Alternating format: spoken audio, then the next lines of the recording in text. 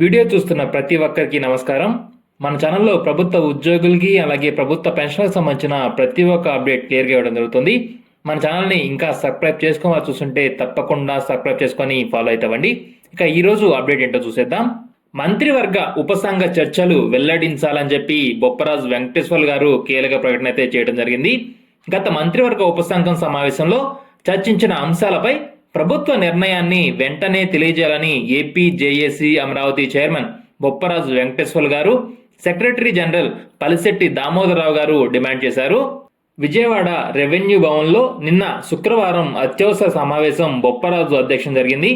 JAC నేతలు మాట్లాడుతూ ప్రభుత్వ ఉద్యోగులకు వెంటనే ఐఆర్ ప్రకటించాలని, ప్రభుత్వ హామీ ప్రకారం బకాయిలు చెల్లించాలన్నారు.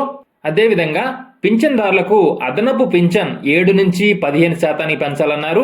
పాత డిఏలు ప్రకటించాలని, కాంట్రాక్ట్ ఉద్యోగులకు క్రమబద్ధీకరణ ఉత్తర్వులు ఇవ్వాలని, అలాగే అవుట్సోర్సింగ్ ఉద్యోగులకు వేతనాలు పెంచాలన్నారు. ఇదండి ఈరోజు అప్డేట్. ఇలాంటి మరిన్ని లేటెస్ట్ అప్డేట్స్ కోసం మా ఛానల్ని సబ్స్క్రైబ్ చేసుకోవడం మాత్రం మర్చిపోకండి. Keep watching for more updates. Thanks for watching this video.